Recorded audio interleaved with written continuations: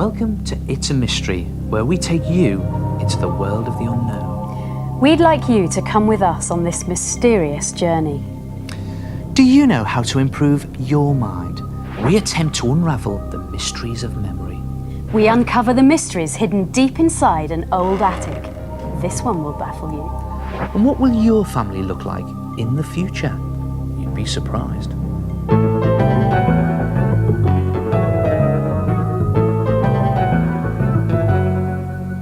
It's a mystery. What strange things people keep in their attic. Do you have an attic or loft at home? And if so, do you know what's in it? Well, no attic has stranger secrets than this one. Now, at first, it looks like any ordinary attic. It's old, it's dark, and it's very dusty. But things aren't quite what they seem.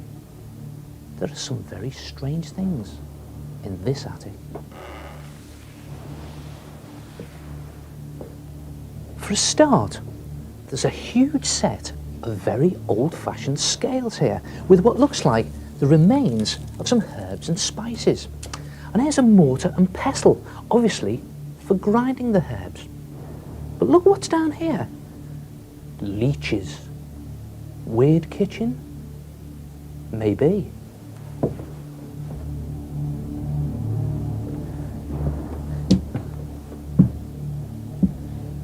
Although these don't look anything like kitchen utensils. Look at this. Never seen anything like that in my kitchen. And what about these? A couple of pair of really weird scissors. There's a couple of boxes of strange implements over here. That looks like some sort of scoop or gouge. And look at this. It's sort of a very weird drill. So could this be a woodwork room or some sort of do-it-yourself attic?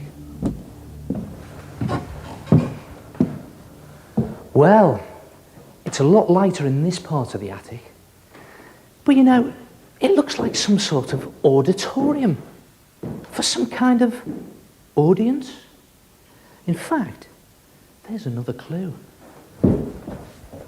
An antique table with a very strange headboard at one end. And you know, this table isn't in very good condition. Look at these red stains all over it. And what about these gouge marks in the wood? Gouges made by this set of saws.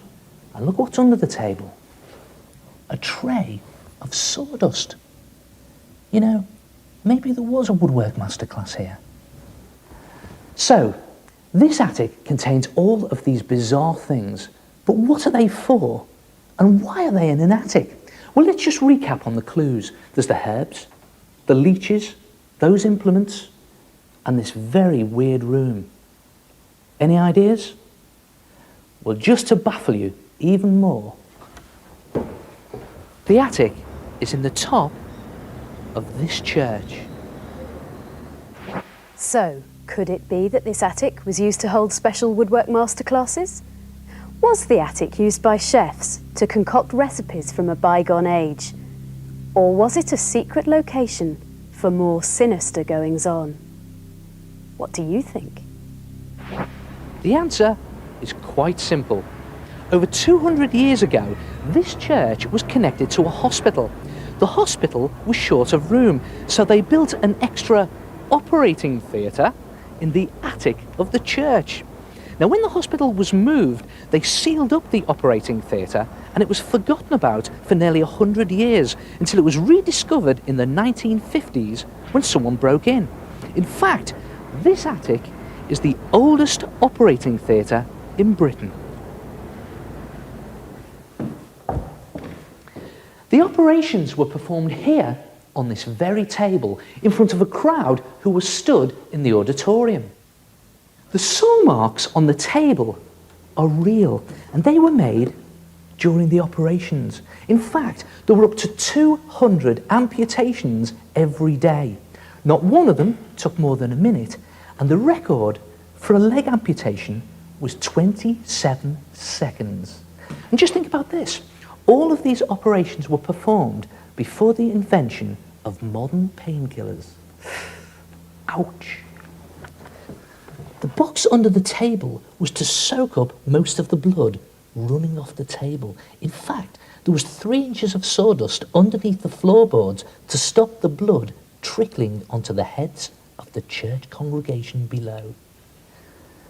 So that's it, the oldest hospital operating theatre in Britain. We've solved the mystery of what's in this attic. But do you know what's in yours?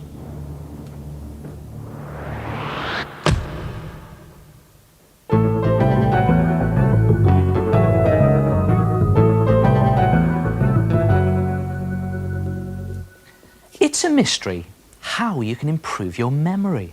Of all the amazing functions of the human brain, that of memory is the hardest to understand. Sometimes we remember things really clearly, and at other times we forget straight away. Now, amazingly, a young child learns new words at an average of 10 a day. And by the time they've grown up, they know 100,000 words. That's all the words in this book. Short-term memory is our simplest store, and it's where things are remembered first. It can hold about 7 unrelated facts at one time. We also have long-term memory, which is seemingly limitless. If something's important enough, it'll make the move from the short-term to the long-term memory. Well, this is Tom Morton, and Tom has such an amazing memory. He's going to be going for the British record for memorising a long sequence of numbers. So we're going to put his memory to the test. Tom, if you'd like to come this way, we've got a number of objects here which are going to pass before your eyes. I'm going to read them off at the same time. And what I want you to do is to remember the objects in the right order. Right, let's try. OK, ready? And maybe you could try this at home.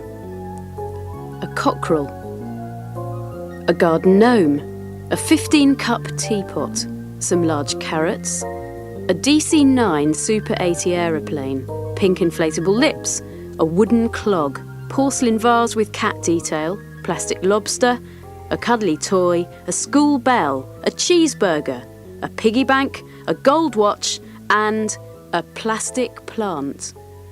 OK, Tom? I'll check them off here, so take it away. First of all, the first object was the plastic cockerel.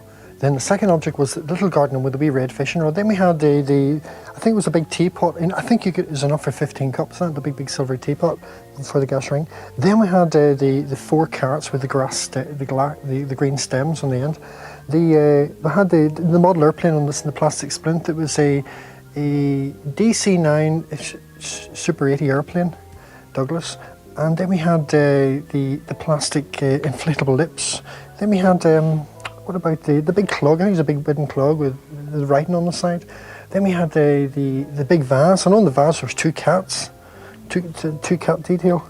We had a big lobster, big plastic lobster. Then we had the cuddly toy. We had the big bell, the big brass school bell. We had the plastic cheeseburger. We had the little piggy bank for the money, and we had the watch. I think it says 9.25. And then we had what was the last one? The big object, the big plant, plastic pot plant. Wow, Tom, that is amazing. Not only did you get everything right in the right order, but you also got the time on the watch. I mean, that's brilliant. It's incredible, isn't it? Yeah. I got 5.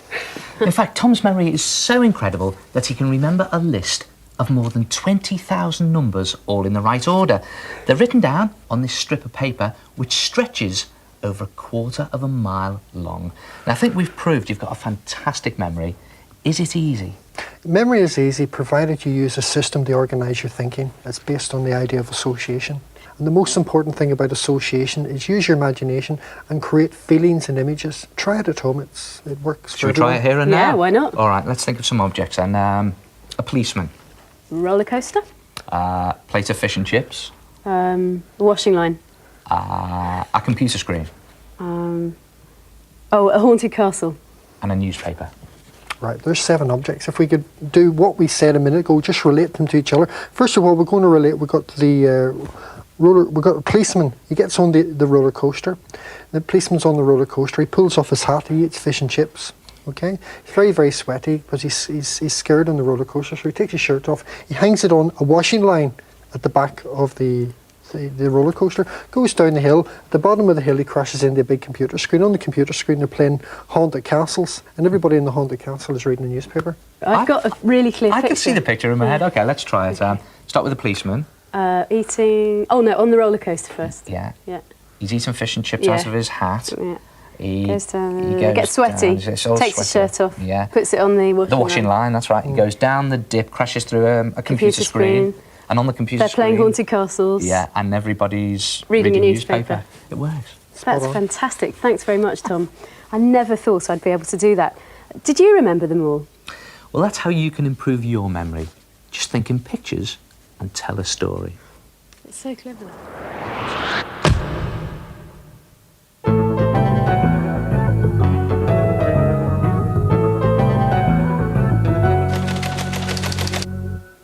Hello, I'm Dan Donnelly from Smuggler's Adventure in Hastings. I'd like to tell you a little story about a joke which backfired. This was a ghost story which took place in the caves just underneath my feet. On that particular Halloween night, a young man came to the caves to visit and asked the staff if he could stop overnight to raise money for charity. Everyone thought it was a brave idea because these dark caves are haunted.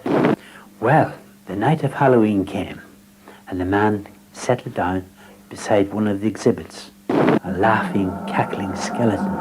What the man didn't know was the staff were going to play a practical joke. They had set the timer to come on at 2 a.m, and the skeleton would start up with a shriek. Unfortunately, the joke backfired badly. When the staff opened the door, the man was badly frightened, looked terrible, as if he'd been awake all night. Not only did he hear the skeleton go off at 2 a.m, but he also heard other noises all night long, screaming, horrible screeching noises. The staff had nothing to do with these noises. So where had they come from? I can't explain what happened that night. All I know, it had nothing to do with the staff and their practical joke. What do you think? Why did the practical joke backfire?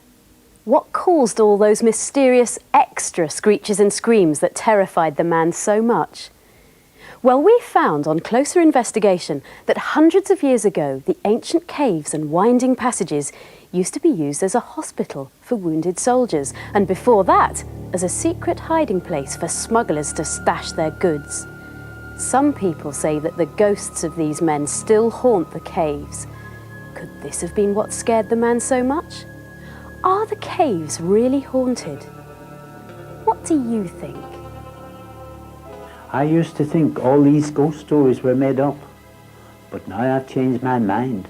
Could it have been the sound of the ghosts?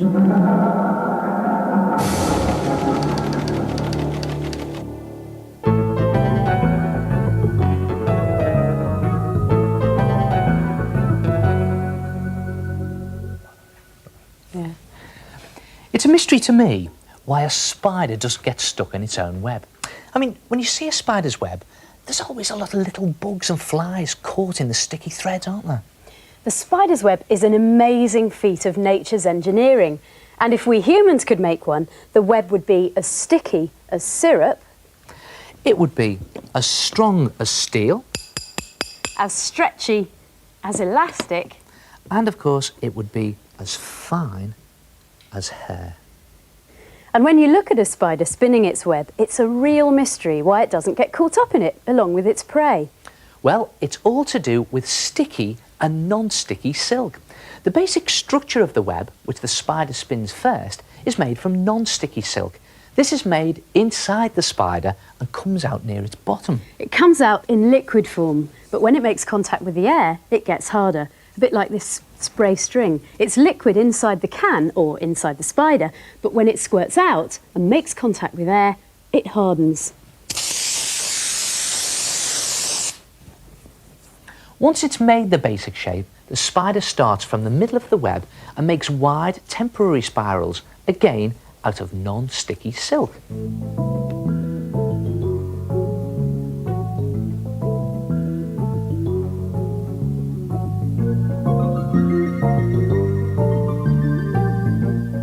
This strengthens the basic structure of the web. Now, when the spider has made these non-sticky parts of the web, it then starts to produce silk, which amazingly is sticky. It starts from the outside, spinning tighter sticky spirals all the way to the middle to complete the web.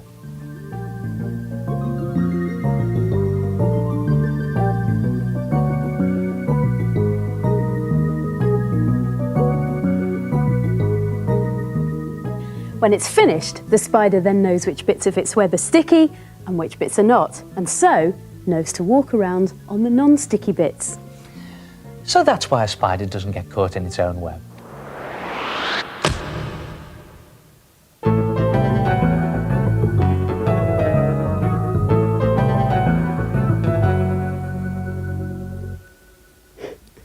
It's a mystery what we'll look like in the future. Well, you and I'll probably look something like this. But what will humans look like in, say, 1,000,000 years' time? Will we look any different? Well, let's study the evidence.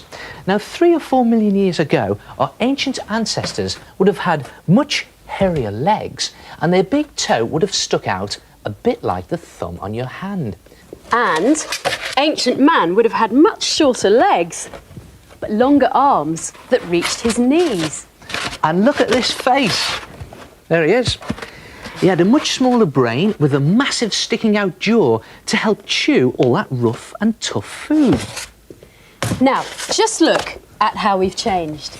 Today, we have toes which come together for walking, not climbing. We've lost virtually all our body hair, and our arms have got much shorter. And we've got larger brains, flatter faces, and a smaller mouth, designed for talking and for eating a softer diet. But the real mystery is, what are we going to look like in the future? Well, let's start with the toes. Now, although all of our toes are still useful for balance, they're less important than they used to be. In fact, it has been suggested that in the future, nature might do away with our little toe altogether.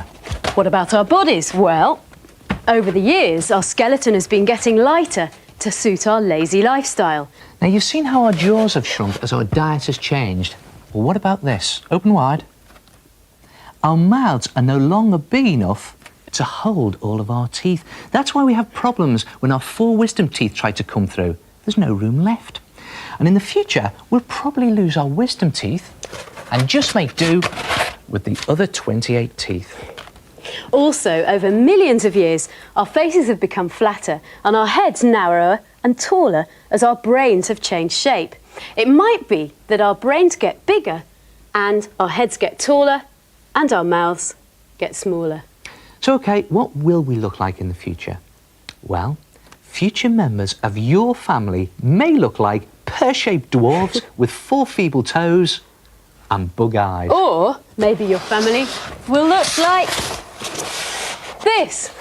More of a pot-bellied stick man with stumpy arms and pointy ears. Or maybe we'll just stay pretty much the same as we are. What do you think?